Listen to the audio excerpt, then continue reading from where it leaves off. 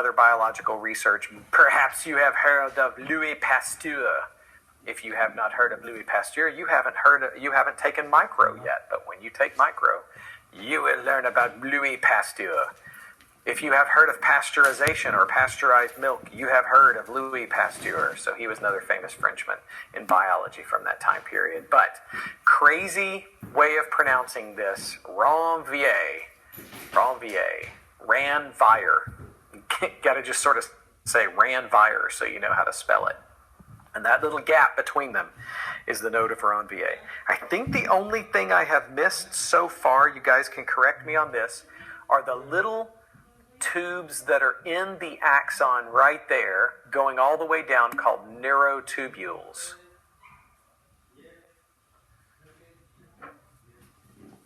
Neurotubules.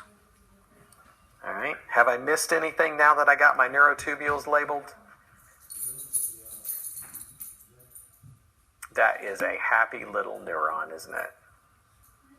It looks good. We got all the junk there. It's pretty messy looking, but I think we got everything labeled. And I kind of talked about, as I went through it, sort of talked through it. So that was kind of helpful to talk about the structure of a typical neuron. Okay. What are the neurotubules for? It's kind of random, sort of asks the question. Doesn't ask us anything about the Nissl bodies, which are actually, the Nissl bodies are actually a form of rough endoplasmic reticulum. The neurotubules, Heba, the whole neuron is all about an action potential. So you're not wrong about that specifically. Everything is about the action potential. But the neurotubules actually help transport, materials from the soma all the way out to the axon terminals. So I think of the neurotubules as railroad tracks. They're like internal railroad tracks. They're ways of transporting proteins, synthesized neurotransmitters. And here's why. These cells are not as short as I made them look. This is very deceptive.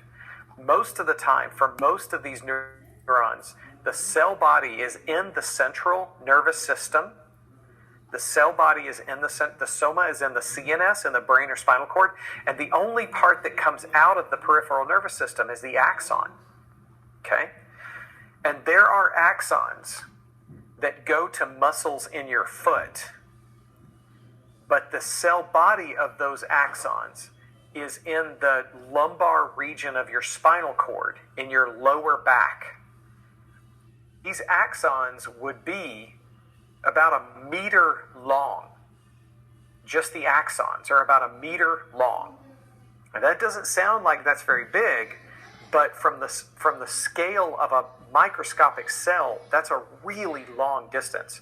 So Nissl bodies are a form of endoplasmic reticulum that will synthesize and make proteins and other chemicals that then need to be transported all the way along the length of the axon out to the axon terminals and sometimes even into the synaptic end bulbs where they have to be made. So these are really unusual cells, and there's some consequences for a cell that has to be this elongated like this. Okay? So does everybody kind of understand the explanation of what those neurotubules are important for? They're transport. I'm gonna plug another thing in the back of your brain, especially for those of you that are thinking about nursing, and you're gonna have to take very much intracellular transport with microtubules. That's really what they are, Tanya. They are microtubules. But I'm going to put another thing in the back of your brain. If you're going to take so you're going to go into nursing, you're going to have to take micro. And in micro, you're going to learn about certain types of viruses that can use those neurotubules. They can get into your neurons and use those neurotubules to transport themselves from the periphery back in towards your brain and spinal cord. Okay, probably one of the most famous examples is the one called the rhabdovirus that causes polio. Is one of the ones that uses this pathway to damage motor neurons and destroy motor neurons. Another one that's well known, it's not quite as deadly, it's bad, but it's not quite as deadly, is the varicella-zoster virus, which causes chicken pox. But it also hides out in your neurons along these neurotubules and then can reemerge. If you've ever had the chicken pox, then you know that there's a chance you could get a reemergence of the chicken pox as you get older or if you become immune compromised. And what is that called? A reemergence of the chicken pox when you get older. You guys know what it is. Most of you don't know. You just may not know that that's what this is. But I know somebody does. I knew Tristica. I had a feeling you knew that. Yeah, Juanisha. Yeah. That's called the shingles. And it's the same virus coming back out again. Yeah, I can tell. Yep. So if you guys work in healthcare, you're familiar with the shingles. If you're young enough, you've probably had the chickenpox vaccine, which, I have heard it's very painful, and I'm very glad that there is a shingles vaccine now, too, because I had the chickenpox when I was a kid. The chickenpox vaccine didn't emerge until 1996 or 97. And it was actually developed right down the road at Emory between kind of a joint effort between Georgia State and Emory and the CDC. And they developed that chickenpox vaccine starting in the late 80s. But that was long after I had already had the chickenpox. So I got varicella-zoster virus just sitting in my neurons right now, just waiting to pop back out again. If you're young enough, yeah. Mm-hmm. No, didn't have it. Yeah, I got it. I was done with it. But yeah, but that's the thing. That's the thing about the virus. It's like if you got chicken pox, you weren't really done with it. But if you were able to get the vaccine, you were done with it. Let's move along. Is everybody good with our diagram and our parts? And what the parts do. I've talked a good bit about what these parts do as well. So I think that time well spent on one little picture. Okay, say goodbye to our happy tree. Bye, happy tree. Let's talk a little bit about that myelin sheath too, because there's some differences between central nervous system and peripheral nervous system.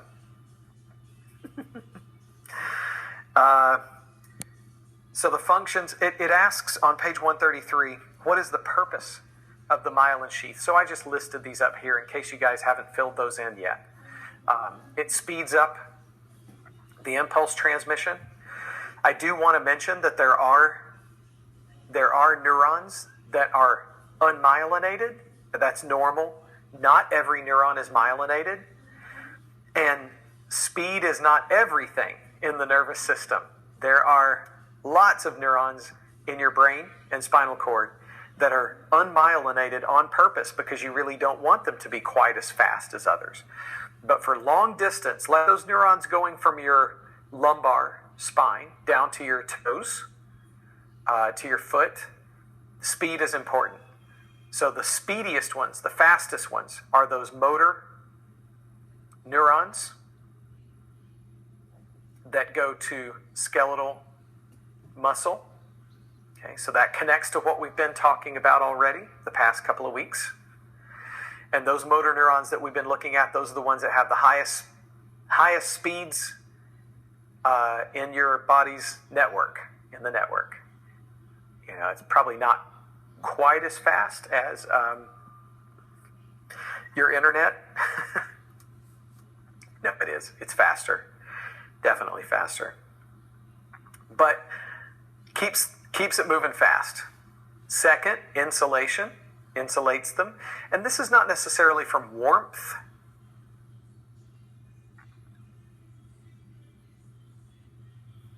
This is electrical insulation, which actually, if I could explain it as simply as I possibly can, it improves the efficiency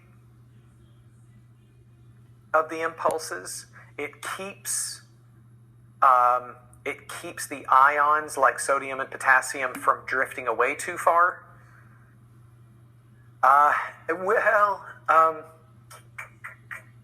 Arcs. It's not the same. It's not the same. It's not the same kind of electricity either.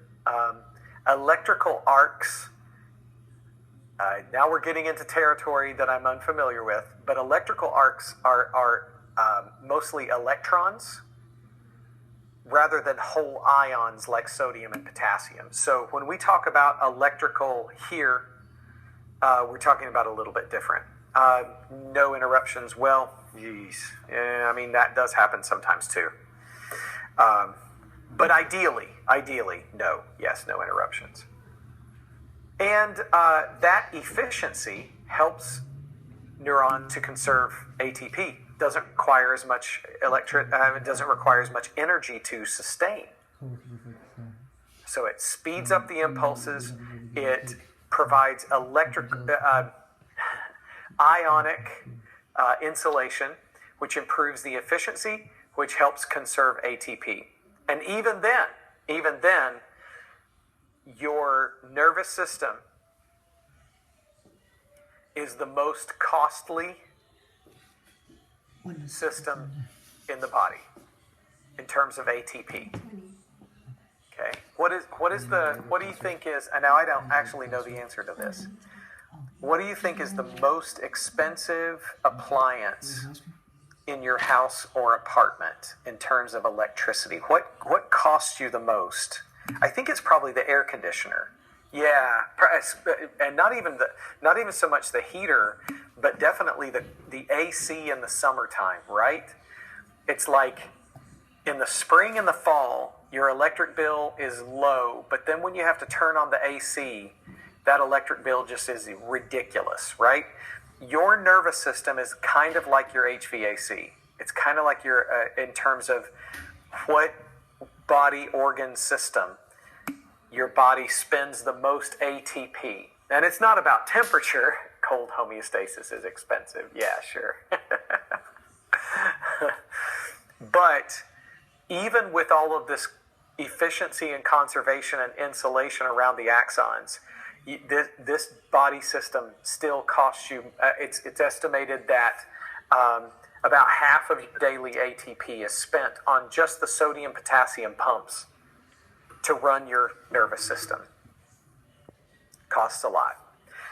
So let's talk a little bit about the difference between central and peripheral nervous system. Remember, in the central nervous system, it's the oligodendrocytes. I usually just call them oligos for short. The oligodendrocytes. In the peripheral nervous system, it's the Schwann cells. Okay? And so which cell makes which there at the bottom?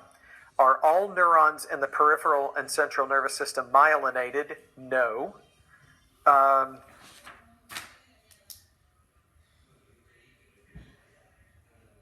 In fact, technically speaking, the neurons in the peripheral nervous system there are plenty of them that are not. Let's put it that way. Okay? So let's just summarize it by taking a look at this table at the top of page 134, and then I'll try to explain what I mean.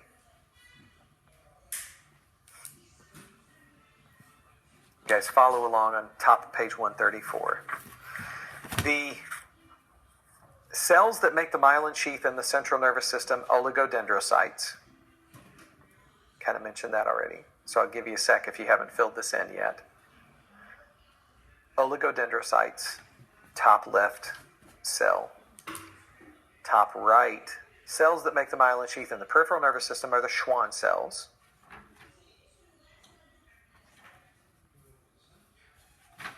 Okay. Number of myelin sheaths made by one cell. Generally speaking, in the central nervous system, It's multiple. And that's why I have this picture up here on the screen. Let me show you what I mean. I think it's fine to just put multiple. Okay, and under peripheral nervous system, I don't know how better to describe this except the word portions or parts. It's not even a whole myelin sheath, really, technically, in the peripheral nervous system. Presence of neuralemma? No, yes. Presence of neuralemma? No, under CNS. Yes, under PNS. Now, let me see if I can explain all of that. Everybody got their table filled in? Okay. All right, check this out. Upper right, this is a similar picture that I showed you before when we were talking about these oligodendrocytes. Here's an oligodendrocyte. There's its nucleus. This area is also called the soma. Check this out. This one cell reaches its little branch. In fact, that's what the word oligodendro means. It means a short branch. It reaches its little short branch out and it wraps around an axon. Okay? But it also has this branch over here wrapping around this other axon. Okay? So that's what this one is doing up here too. It's wrapping around this axon, but it's also wrapping around the other axon. So that's why I feel like number of myelin sheaths made by one cell, multiple, is probably as good as I can do of kind of explaining that one cell can wrap around multiple axons.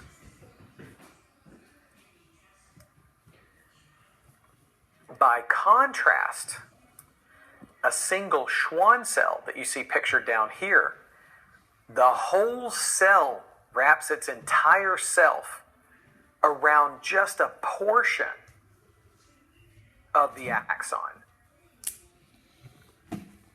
And the whole cell can only wrap around one area of the axon, not even a big long section like an oligodendrocyte, and it can only wrap around a single axon. That one cell can't wrap around 2 or 3 like an oligodendrocyte can. Now, when it does wrap around, it wraps and it keeps folding until it gets tighter and tighter and tighter until it squeezes out almost all the cytoplasm in the underneath layers until the cytoplasm, which includes the nucleus, is usually squeezed just to the outer edge, right out there. Okay? And when it wraps around, it's got this extra little bit out here just at the outer part that's a little thicker. And that part right there is not labeled on our diagram, but I've got it right over here. That part is called the neuralemma. I'm going to go over here if you guys will follow along with me here. That little extra thick layer of leftover Schwann cell cytoplasm plus nucleus, which we don't see pictured here, but I'll show you another picture of it here in a sec. That's called the neuralemma. That's known as the neuralemma. And it's only because of the way that it wraps around like that that it forms the neuralemma. Because, check this out one more time. Let's go back up to this picture in the upper right. Up here, the oligodendrocytes, they form the multi-layered myelin sheath, but they don't have an outer thicker layer with a nucleus because the nucleus is kind of sticking over here off to the side at the end of this branch. Okay? With Schwann cells, let's see if I can, I'm going to skim through my slides that I've got here, see if I can find a good one. Yeah, let's go back to this guy here.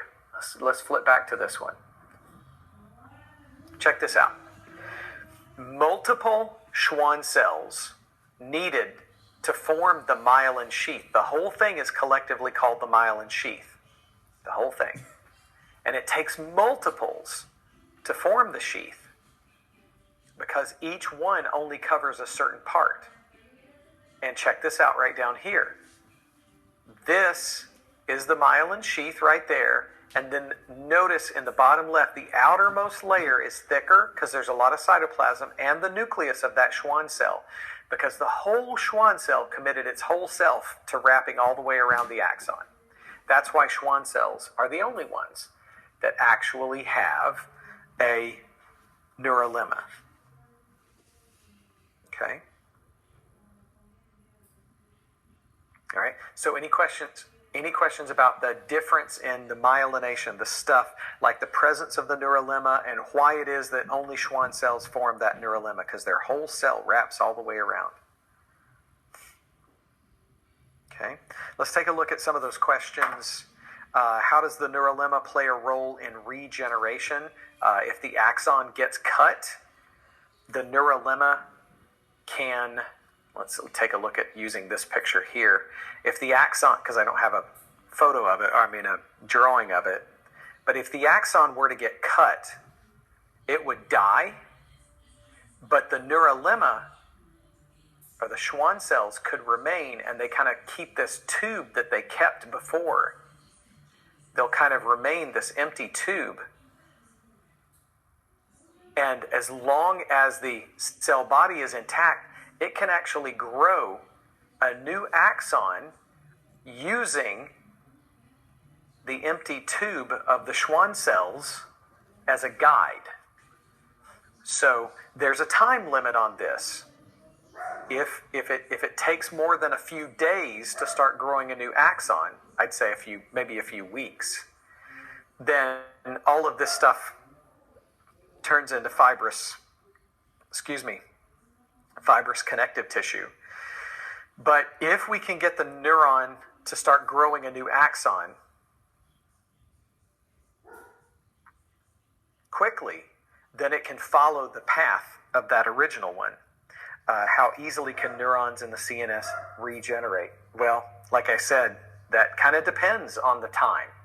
That depends on how soon after. It really is. It needs to start within days. When axons are cut, like if somebody cuts a nerve or severs the spinal cord, there's instant inflammation, and if we can control or reduce that inflammation quickly in the early stages after an injury, that can help. So the answer to that one actually is it's variable. It varies based on medical intervention. Are all axons myelinated when a baby is born? No. I don't know if that one needs any more elaboration. No is the answer. When we get to reflexes, we're going to, later in the semester, we're going to talk about a reflex called a Babinski reflex, a Babinski sign. And the Babinski sign is a normal thing in newborns, in neonates, but it's abnormal after about 6 to 12 months. Once you are 6 to 12 months old, the Babinski sign is supposed to go away because pathways in the brainstem have become myelinated. So that's kind of, that's what that's relating to, I think. Yeah, regeneration, whether or not regeneration can even happen varies. And how fast it does varies. Are all the axons in an adult myelinated? No. That's also just a no. Just leave that at no. Unmyelinated axons conduct impulses what? What would you put in that little blank? Unmyelinated axons conduct impulses what? Slower. Remember what I said about the myelin sheath speeds up impulse transmission. So if they're unmyelinated, they're definitely slower, but that's fine. Like I said, there are plenty of places in your nervous system that actually depend on slower impulses. Name a demyelinating disease. Name a demyelinating disease where you lose myelination. Anybody know one? I know one. I know a couple. Multiple sclerosis.